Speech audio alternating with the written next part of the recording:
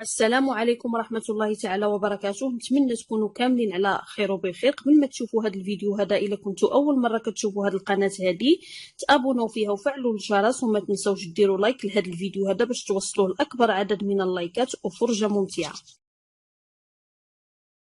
السلام عليكم البنات، شخباركم؟ لاباس عليكم؟ كيف بقيتيو؟ مزيان؟ صحيحتكم وليداتكم كلشي مزيان؟ عواشركم مبروكات، تدخل عليكم بصحه وسلامه وراحه البال، وباش كتمناو ان شاء الله يا ربي. اليوم ان شاء الله غادي نقدم لكم الصفوف او سلو او زميطه، وكل منطقه وكيفاش كتقولوا بطريقه مبسطه، سواء للبنات اللي بغاو يخدموا لي كوموند او البنات اللي بغاو يصاوبوا فقط الدار ديالهم. غادي نعطيكم الكميه اللي استعملت ديال المواد اللي دخلت في هذا السلو، وشحال طاحوا عليا، وشحال الربح ديال اللي غادي تربحوا الى بعتيوه.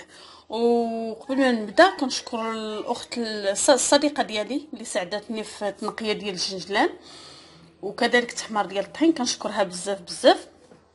ونبداو دابا. هنا عندي كيلو ديال الزنجلان البلدي مغسول بطبيعه الحال ومنقي، وهنايا راني غادي ندخلو يتحمر. هنا الزنجلان البلدي، كنأكد على الزنجلان البلدي واخا طالع في الثمن، خديتو انا ب 45 درهم واخا طالع في الثمن. المهم راه كيجي لذيذ في السلو. هنا عندي الكاوكاو البلدي، راه هنا غير الكاميرا بحال اللي كيبان بحال اللي بيض. هنايا غادي نعاود نقي نحيد منه دوك الكاوكاوات اللي بحال يكحل، وغندخلو حتى هو يتحمر، وغادي نحيد له القشره ديالو وغادي نطحنو. وهذا الكاوكاو البلدي كيكون فيه منافع كثيره احسن من الكاوكاو الرومي. انا كنأكد على الكاوكاو البلدي. والبنات اللي بما امكانهمش يديروا، البنات اللي بغاو يصاوبوا غير الدار ديالهم ما امكانهمش يديروا اللوز، يديروا واحد نص كيلو اخر ديال الكاوكاو الرومي، يمسحوه ويقليوه في الزيت ويهرمشوه ويديروه في السلو ديالهم. وهنا عندي نص كيلو ديال اللوز البلدي. اللوز البلدي هو هذا، كيكون كبير ومفطح شويه، هذا هو اللوز البلدي. اما اللوز الرومي كيكون بحال مكور وصغير، هذا هو اللوز الرومي. اللوز البلدي كيكون بحال هذا الشكل هكا. كنوري لكم في الصوره باش تشوفوا كيفاش داير، لان كاينين البنات اللي مازال ما كيفرقوش ما بين اللوز البلدي واللوز الرومي. ها هو اللوز الرومي، ها نتوما كتشوفوه راه صغيور، انا وريته لكم. ها هو شتي الفرق بيناتهم. ها هي هاد اللوزه البلديه وهذه الروميه مكوره، كتكون مكوره. هاد اللوز الرومي غادي نسلقوه ونقيه ونقليه في الزيت. بالنسبه للوز البلدي غادي نمسحو ونحمرو بالقشره ديالو حتى هو في الفران ونطحنو. الكاوكاو فقط اللي غادي نحيد له القشره ديالو، اما اللوز غنخلي له القشره ديالو. وهنا من بعد ما حمرتهم هاني طحنتهم، داك الكيلو نقصت منه تقريبا نص زلافه ديال الجنجلان وطحنت البقيه. هنا هذا راه الكاوكاو، هانتوما كتشوفوه من بعد ما نقيتو وطحنتو، وكذلك اللوز راني طحنتو بالقشره ديالو. عندنا قلنا تقريبا كيلو ديال الجنجلان ناقص منه نص زلافه، نص كيلو ديال الكاوكاو، ونص كيلو تاع اللوز البلدي. هذا بالنسبه للبنات اللي غيخدموا لي كومون. داخل فيها كيلو ديال الطحين محمر. هنا عندي معلقه ونص كبيره ديال القرفه، تكون مغربله بطبيعه الحال، طحونه مغربله. وهنا عندي حبه النافع البلدي او النافع البستاني منقي ومطحون، عندي معلقه ونص، وعندي 2 معالق ديال النافع. وهنا عندي شويه ديال المسكه حره مدقوقه مع شويه ديال السكر كلاصي. والسكر كلاصي غادي يبقى على حساب الذوق. ما نديروش في الاول كميه كثيره. المهم نحاولوا هنا ندير شي اناء يكون كبير باش يصلح لي نخلط على خاطري. هنايا كما قلت لكم خديت اناء يكون كبير شويه باش يصلح لي نخلط العناصر مزيان. هنايا غادي نحطهم هنا في هاد الاناء، وغادي نزيد عليهم السكر كلاصي. قلت لكم السكر كلاصي يبقى على حسب الذوق. ممكن تضيفوا العسل، انا ما درتوش، انا ما كنبغيش الحلاوه بزاف، درت السكر كلاصي وانا كنذوق. الا كان مازال يزيد فكنزيد، ما ديروش كلشي في خطره. الكميه ديال السكر كتبقى على حسب الذوق ديال كل واحد. هنا كما قلت لكم كيلو ديال الدقيق محمر.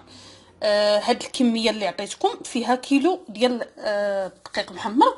فاش كنديو كيلو معبور كنحمروه راه كتنقص منه واحد الكميه، ما كيبقاش كيلو بالضبط.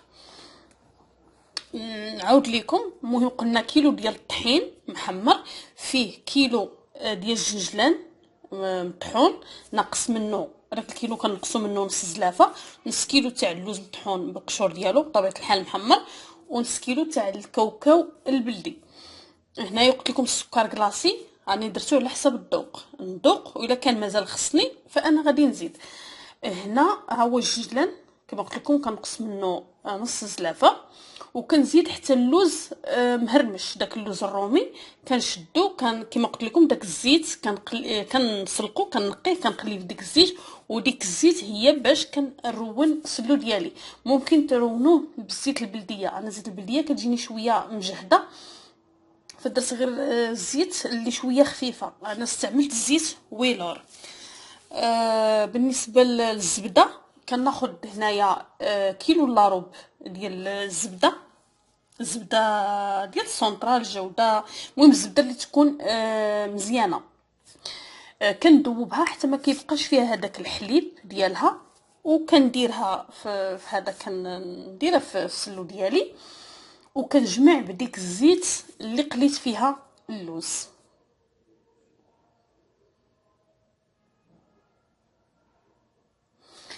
بالنسبه للثمن البنات راه كنت ذكرته لكم في واحد الفيديو، اللوز يعني مقوم بهذا الشكل هكا.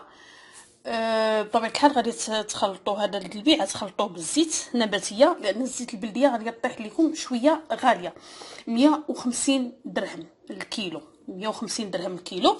وهاد تقريبا 150 درهم ديال القوام، 150 درهم تقريبا، 150 درهم ديال القوام اللي شريت.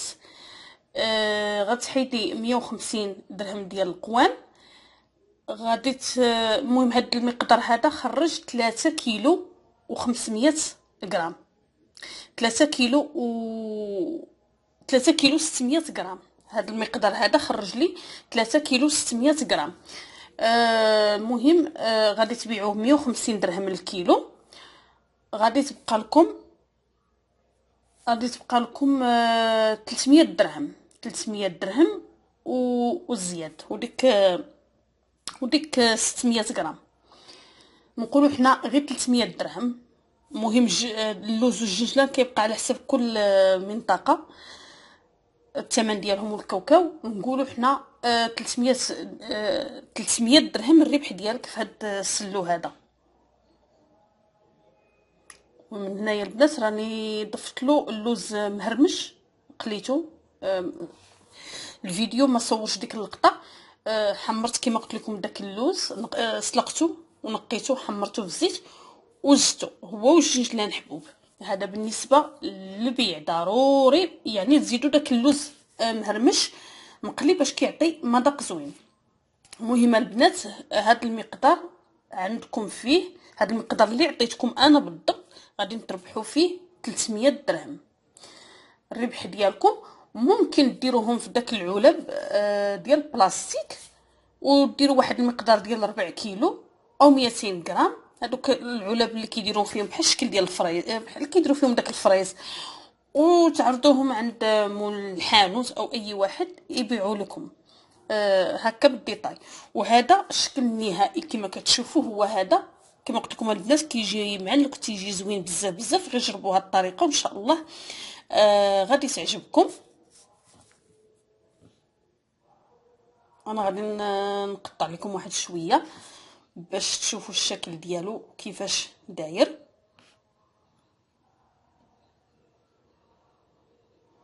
وكما قلت لكم البنات ما تنسوش ان شاء الله الا صوبتوه تحطوا لي التجارب ديالكم في الصفحه اللي في الفيسبوك. وكنشكر البنات اللي كيحطوا التجارب ديالهم حطوا التجارب ديالهم ديال الخبز في الفيسبوك، بزاف تاع البنات كنقول لهم تبارك الله عليكم. يعني راهم زعما اجتهدوا وحطوا سميتو التحدي ديالهم في الجروب.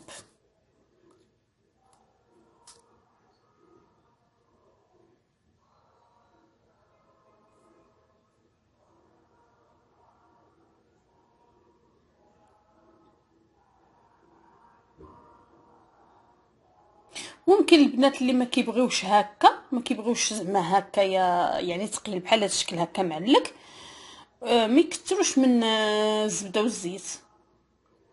وهذا الشكل النهائي. هانتوما كتشوفوا داك سميتو داك اللوز هكا اللي مهرمش، هانتوما كتشوفوه باين.